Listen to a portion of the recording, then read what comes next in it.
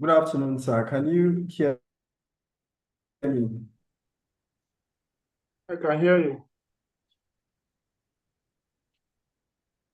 Okay, sir. We want to apologize once again for the apologies, sir. It's okay. Can we get on with it? All right. So good afternoon, viewers, and good afternoon, viewer, and welcome to Political Clinic. My name is Pius Kadon, and on today's edition of the program, we shall be looking at the culture of mass defection and the erosion of political accountability. And like I introduced earlier, Mr. Jide Ojo, a revered political analyst and public affairs commentator, joins us via Zoom to put things into perspective as to the wave of the defection that we've been experiencing in the political space. So you were talking, and then I don't know, maybe you can continue on that train of thought as to the move by the National Assembly to stem the tide of defection. Well, I'm not too certain that the National Assembly intends to stop the gale of defection because it has always been, rather the status quo remain. Before the break in transmission earlier, I was tracing how the law is very lopsided and expose a kind of double standard between the executive and the legislature. While the current constitution punishes defections by lawmakers, whether by the National Assembly members or state assembly members, it actually does not have any punishment for the executive, for the president and for the vice president, for the governor and deputy governor. I've seen in Sokoto State where the governor defected from one party to the other and the deputy governor refused to defect and nothing happened. We have seen several defections of chief executive. Before we went on that break, I cited the example of Dave Umahi, who was PDP party chairman in Ebonyi State before becoming governor. And while he was governor second term, he defected from PDP to APC. Today is a minister of the Federal Republic after having a stint as a senator. We have seen Professor Ben Ayade that left PDP for APC in Cross River State. And we have just seen the case of Governor Sheriff Oborowori of Delta State, who just left PDP to join APC. The reason why I'm telling you, Pius, that it's all deceit if they tell you that they are going to reform the law against defection is because it is the ruling party that always benefiting from this defection. And the rank of the ruling party is getting increased by the day. And I don't see them criminalizing defection, particularly for the chief executive. Even as we say, even with the current legal regime, where Section 68, subsection 1G has criminalized defection, we have also seen that rather than the seat of the defectors being declared vacant for not being in tandem with the provision of Section 68, subsection 1G of the Constitution, what has happened is that none of the seats have been declared vacant by the authority, by the leadership of the Senate and House of Reps, because they belong to the ruling party and the majority of the defection is to their party. So they have been condoning it. The natural phenomenon is that if you defect and your defection is not according to the rule of law, it's not according to the state, what the Constitution or the act as stated, your seat is to be declared vacant. But who is to declare that seat vacant? It is the presiding officer, the Speaker of House of Reps, or the President of the Senate. But in as far as those who are defecting are coming into their party, they will not declare those seats vacant. And if that did not happen, you cannot say that there is any punishment. The other alternative for the party is to go to court. And the court, well, in very one instance, the court has ruled a member of House of Reps who defected in Ondo State out of order. That's Abegunde. That he did not, that his defection did not follow due process. But beyond that one single case, no other defections have been found inquired by the court of law. Could it be that the Constitution is not so clear on that part as to whether if you defect to another party, you lose your seat? Maybe that is why the National Assembly is trying to double down on that, to sort of say, okay, there should be a constitution, like a clear-cut constitutional provision for anyone who is found, indiscriminately moving from one party to the other. Maybe there has been a lacuna.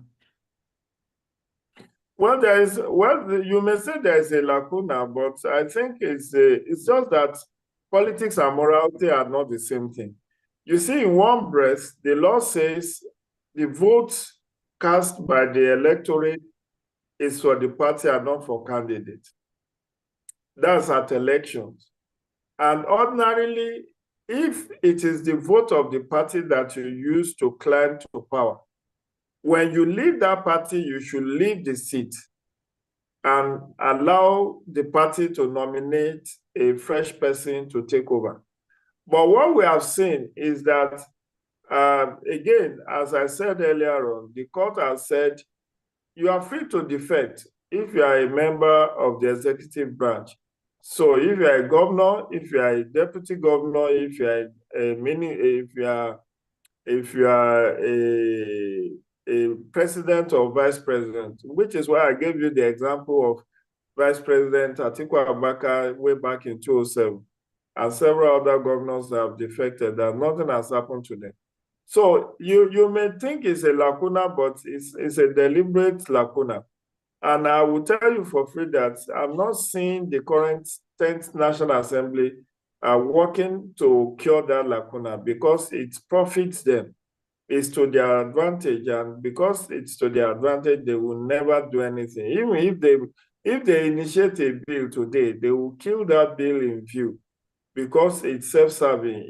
They want the status quo to continue, because it pays them to so do. Imagine when the president himself said a couple of weeks back during his party summit that there should be more defection coming to their party, that after all, it's a free choice, that nobody is compelling them, and he expects more people to defect. That's not a Democrat talking. That's an autocrat talking. And so if the president already welcomes defection, not minding that it undermines the democratic tenets, then you can see that no president of the Senate or Speaker of House of Reps would that go to the president with a bill asking him to sign that will criminalize defection of the chief executive of a state, or even tighten the loose ends with the current provision of the Constitution on defection.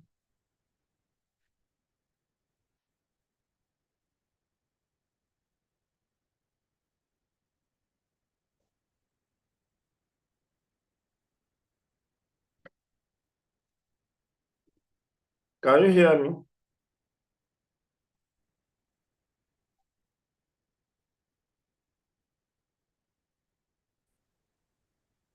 Yeah, so most of them, like I was saying earlier, most of them will tell you that these people move willingly, like they defect willingly without anyone coercing them or giving them any juicy or promising them any juicy packages. So what do you have to say about that? Because defection, like I said earlier, on its own is not a bad thing. But in a situation where you have tons of people exodusing from one particular party to the other. That's where it becomes worrisome. And the fact that we as a people do not really have a strong opposition as we speak. And then a lot of people are wondering what that portends for the Nigerian democracy. So like I was saying, it's these people go there willingly. Well, you may say they go willingly, but what are they in pursuit of? They are in pursuit of return ticket. They are in pursuit of contracts. They are in pursuit of appointments. They are in pursuit of influence. And so it's all self-serving. You may argue that, yes, it's, nobody is forced to join a party, and that it should be left as a free choice. But the ideal is, as I've advanced earlier on, nobody is saying you should not defect. But when you defect, the ideal thing is that leave that seat for the party that brought you to power, with whose votes you got to become what you are. And let the party now fill that vacancy with another person. Or if that will not do, let there be another contest so that you go back to the poll, and if you now win the election under the new party that you have defected to, then you can say, yes, I've won fair and square. But situation where you come to a parliament, or you come to a government house with the vote of A, and then take the vote of A to B without consequences is unfair. And that's what is undermining our democratic consolidation project. So I will be sincere with you, like I said earlier, I do not see this 10th National Assembly passing any law to criminalize defection.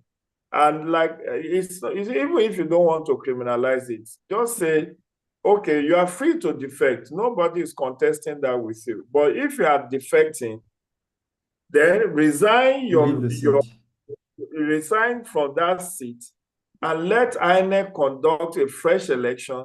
And if you now win that fresh election under the new party that you have defected to, then it is ideal.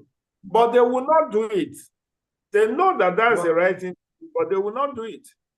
But wouldn't that put a lot of encumbrances on the INEC when it comes to, having to conduct elections? Because at that point, you don't even know when you're going to conduct such elections, because you don't know when politician A is going to defect to another party. Shouldn't we be looking at party ideologies instead? Well, party ideology is there, but it's observed in breach. It is there.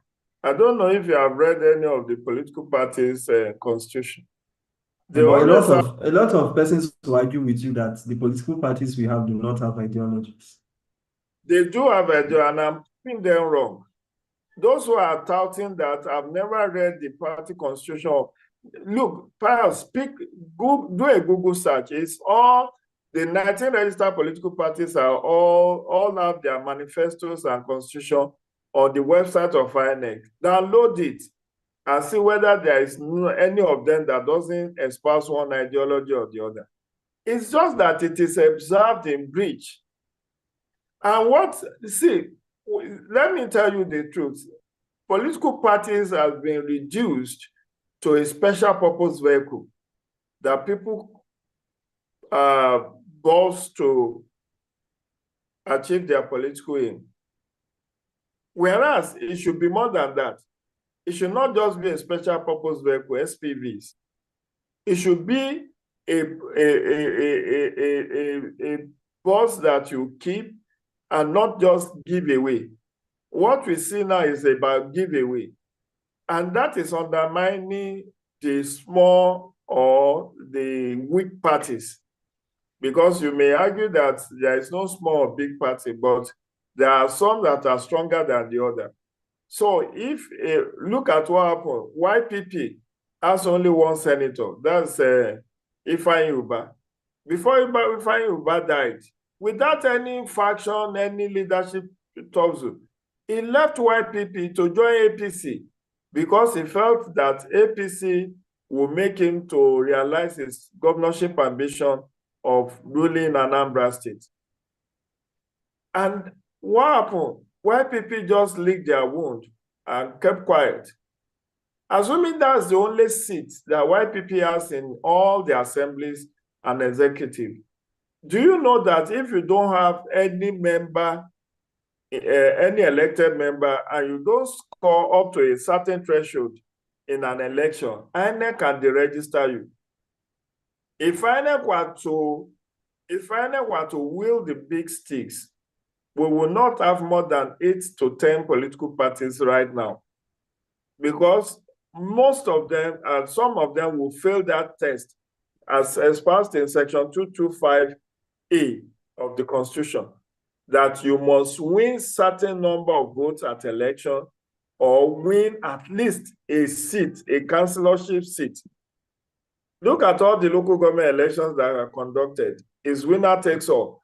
I mean, it's the ruling party in the states get to win all the seats. So what defection without control does, which is what is under discussion here, is that when there's defection without control, those weak parties that are trying to build themselves will lose the few people who have been elected under their platform.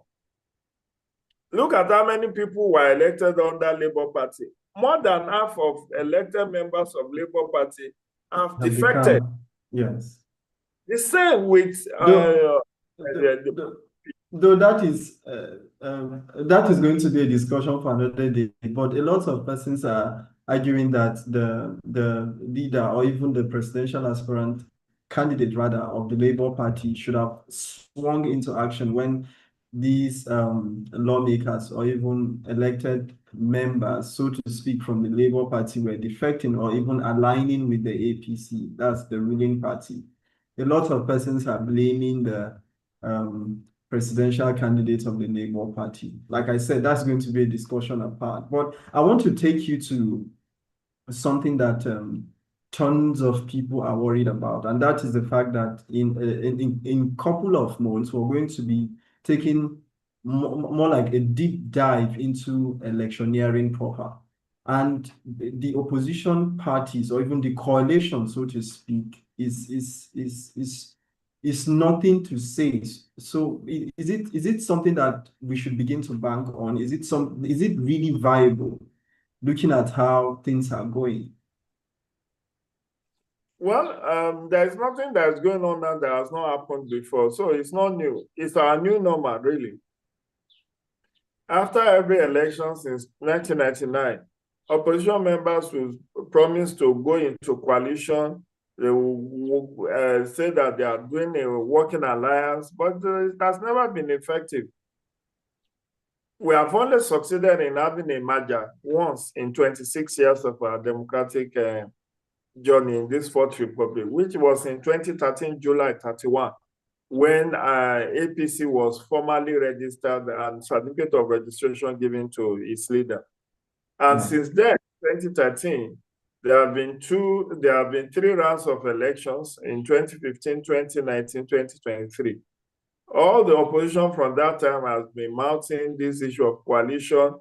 In fact, they recall that in 2019, Obasanjo, former President Obasanjo, facilitated the emergence of ADC as the third force. But what came out of that third force, it was of no moment. In 2023, Labour Party became a third force, but today the party is in disarray with about 3 leaders claiming chairmanship. You have the Abure, you have the Nenadi Usman, you have another one by Lamide Apapa, who are all claiming to. So you are trying to indict Peter Obi. The problem with Peter Obi is that he's trying to play a balancing game. In one breath, I'm not indicting him. I'm saying that people are thinking that as a presidential candidate, he should. Yeah, he should be able to call his party members to order. Listen, he's working. He knew that Abure offered him the platform on the platter in 2022, and he doesn't want to appear like an ingrate. So now that there is a leadership crisis, he teamed up with his brother in Abia, Alex Oti, to fashion out a caretaker committee, which has now pitched him against Abure. And you know, when things were okay before the Nenadi Usman caretaker committee was put together, Abure had already promised P2B right of first refusal in 2027, as well as Alex Oti, that they will have the right of first refusal, which means that they are going to be the sole candidate in 2027, except they don't want, where they will now throw it open. But when Alex Oti, Peter Obi, and some of the senators decided to facilitate the, was it the Oka meeting, or where did they have it? Either Oka or Uma here. When they had that meeting where they set up Senator Nenadi Usman's caretaker committee, Abure was infuriated that he has been backstabbed by Peter Obi and Alex Oti, and now said, okay, they are not adopting them as the sole candidate again. They are going to throw it open. Now, let's get back to the issue of coalition. Yeah. The coalition has not succeeded because of self-interest. Peter Obi does not want to go and play second fiddle after he has tasted presidential election in 2023. Can we safely say it has not succeeded, because a lot of things are in the works? There's nothing in the works beyond ego. There is a lot. Okay, just over the weekend, a group, Northern Progressive or whatever they call themselves, said the problem with their coalition is that they want to dissolve into ADC again. And they are looking at either ADC or SDP. And since March that Rufai defected to SDP, nobody has gone to join him in SDP. Now, ADC we have Al-Mustafa, the former presidential candidate of the AA party, also joined him. Just to remind you. How many votes did Mustafa win in the last election? Mustafa is just trying to seek relevance. He's just trying to, you know what we say in local parlance, notice me. And Mustafa's glorious day was with Abacha. It's not even a force to reckon with. It's not a force to reckon with in the electoral process. He cannot win a councillorship of his ward. This is not a military. So you cannot be pointing to our Mustafa as someone. How many serving senator or state house of assembly member, even from Kaduna, has joined our Mustafa and SDP? So what I'm trying to tell you is that what they are now saying is that they want to register a new party. This is already June. Well, it's not late for them to register a new party.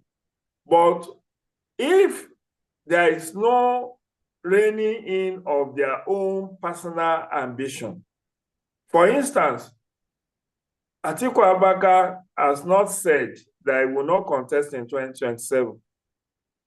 And that's why he wants the coalition around himself. And now Atiku will be 80 years in 2027. And people are already complaining that we have had a successor since Goodluck Jonathan years. We had Buhari, who was in his 70s, late 70s. Then we have Asiwaju Bola Tinubu now, also in his late 70s. So are we condemned to having a government of gerontocrats? So if Atiku also will come, and Atiku's stance is very slim, because you know the power rotation gentleman's agreement is that power will do 8 years in the north and 8 years in the south. So if Atiku wants to do 2027, is it going to stay for 4 years, or is it going to? It's not by any stretch of the imagination. It's not from the south. So the southern people, which is why you see a lot of southern governors defecting into APC. It was meant to checkmate whatever the North is bringing to the table. Since they have now ethnicized the issue of election, recall that there are some political leaders in the North that without North, no Southerner can be president. What they forgot is that the North is not a monolithic entity. The entire North Central is deemed to be a fringe of the North. If you are not from the Northwest or Northeast, you are not seen in the true sense of it to be from the North.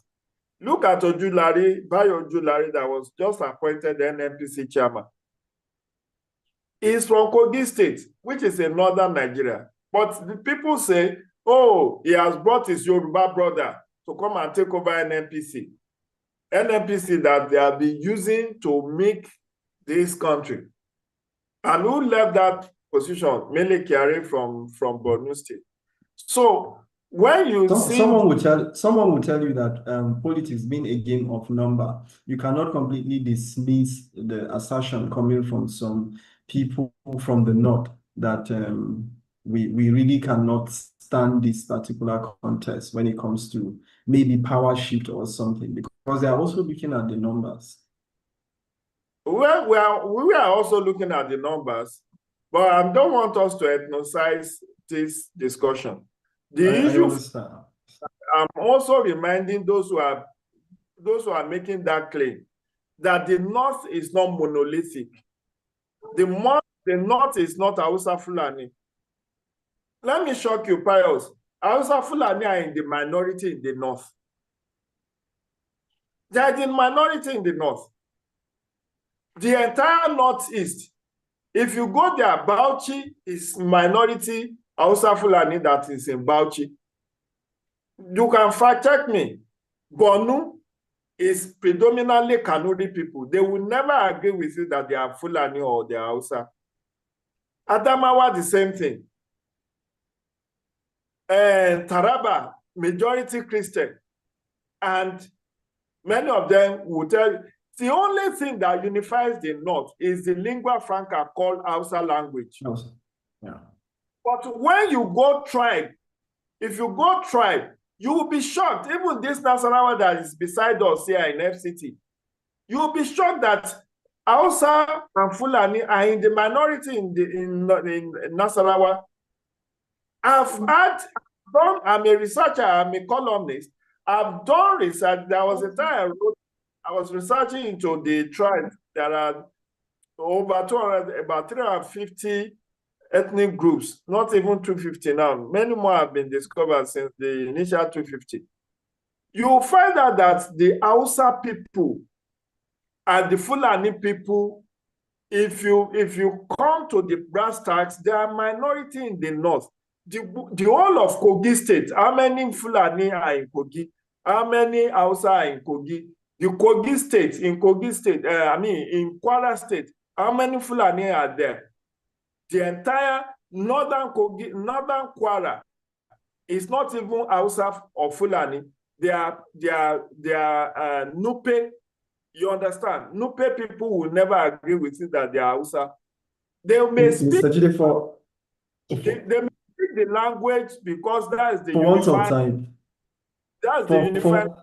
I'm trying to let you know is that the coalition has not succeeded because of personal aggrandizement.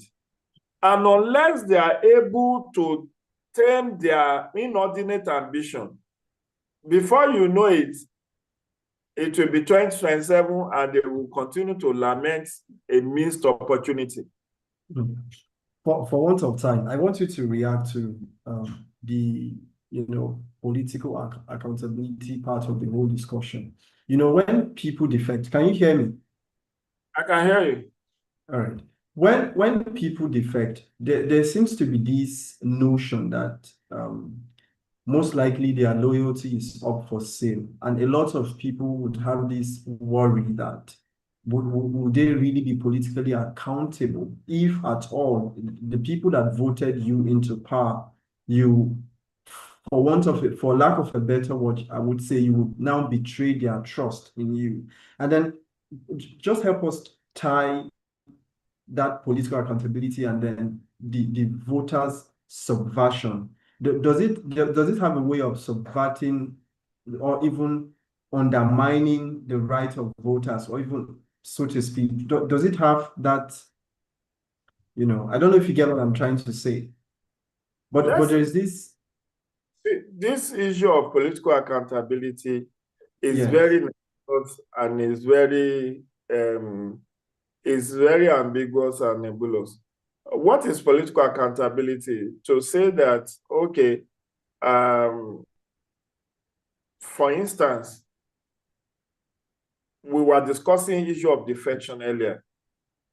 In a politically accountable environment, you should not take the will of your electorate for granted. But many of them will tell you after due consultation, that due consultation they claim their own accountability, that they have gone to widely consult, like the Governor Sheriff Oworowori said, that after wide consultation, he and his cabinet and all the political appointees and all the PDP members in Delta State have love into APC. But go and do a proper survey. You will find out that no such consultation took place. If at all it did, it's at the top echelon, just with few party heavyweights, those who have influence. Not that there was any town hall meetings, not that there was any meeting of the members of the party where that decision was taken. So that is why, and then when you say political accountability, do members of a party know about what is even going on within their party? Are they routinely being updated about new membership register? Are they routinely being carried along about the funding of the party? How much has come into the party? How much has been expended? Does the party even have a national budget? How many political parties today will say, this is the budget of APC for 2025? Because they should have a budget. A party in power should have a budget. We intend to spend 50 billion this year. Personnel cost, this is how much. We want to do sensitization, we want to hold convention, we want to do this. There should be a budget. But have you ever heard of any budget by any political party? That's going to be one interesting issue to look at, It'd be nice to even know how transparent they are, how much they spend and all. But that's an issue apart. What I'm saying is that political accountability is very broad. And okay, a party produced a government, but more often than not, the government carries on without the party input in what they are doing, in the government that they help to form. That's lack of political accountability.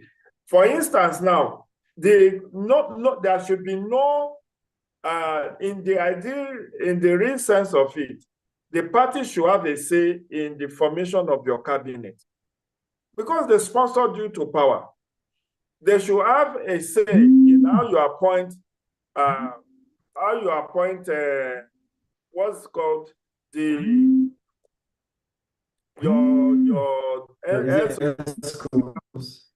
how you appoint heads of ministry, department, and agency. They should have a say. They should have a say in your policies and programs and projects. But hardly will you see, they run a panel during the election. You know that many candidates have an independent campaign office. Do you know that? They have independent campaign office. So the party does not even know what is going on the party does not know what is going on in government and vice versa. For many years, APC did not even hold NEC meeting. They didn't hold caucus meeting until recently, after someone like Lukman, Salihu Lukman, took them to the cleaners in several media interviews that they are running a one-man show in APC. Then they only had one caucus meeting. All right. So that's kind of political accountability that is lacking. We do not have a feedback mechanism. The party is not carried along in the formation of policies, projects, and programs of government that they help to put in place. The president of a country is greater and higher in status than the national chairman of a party. So, right, Mr. Jide, you become a president, you become the leader of the party, and the national chairman of the party becomes under you. That is not right. Okay, as a way of rounding, because we are, running out of time. Maybe in 2-3 seconds, you can help us tie it down to how it's going to affect the voters in the next coming general election, because a lot of people would say that this is somehow going to affect voters in terms of their maybe voter apathy, so to speak. It will, dampen their interest to come out and vote, because if, for example, I'm voting party A, and then at the end of the day, the funny thing with passion for party as against even the personality. So if a voter is saying, I am voting party A, and then at the end of the day, I know that the person I'm voting on that party A is going to betray me, would that in some sort of way bringing that voter apathy in the next election? Do you see that play out or factor in when it comes to voter apathy? The truth is, Pius, that is already happening. It's already happening. And that's why you see, I was vehemently against this whole issue of compulsory voting, which graciously they have withdrawn that bill. That you cannot compulsory voting for people when you are not performing as a government. The issue of political accountability we just discussed, where you trade off the people's votes for your own personal aggrandizement as a way of, I can the voter that they do not count in the affairs of the party and the government. But what actually engenders voter apathy most is lack of good governance, because we can't all be members of a party. In fact, in every country, only a fraction of the population is always partisan. They are only a very fragment. So the issue that affects most Nigerians that actually could lead to voter apathy is not just lack of political accountability, but also issue around electoral violence, also issue about vote buying or vote trading, issue about lack of good governance, issue about the complex and complex ways of our voting system, the very limited number of hours for you to cast your ballot, 6 hours, when in other countries they are doing 12 hours, 10 hours. The fact that you can only come out to vote many people cannot even access their permanent voters card even when they register, or that there's a lockdown during the election, and many people register close to where they work could not get logistical challenge to get to where you are going to vote. Those are then the fact that there is no early voting provision, the fact that there is voting, the fact that prisoners are not allowed to vote in Nigeria, the fact that there is no out-of-country voting, all of this cumulatively impacts on good voter turnout. So we need to understand that very well. But lack of political accountability also is a contributory factor. All right. want to thank you so much for being a part of the show. And then thank you for your insightful thoughts and profound insight on this particular show, Political Clinic. We hope that when next we call you, you're going to oblige. And then I want to sincerely apologize for the technical hitch we experienced earlier. It's a pleasure. Enjoy the rest of the week. Yeah, thank you, sir. Yeah.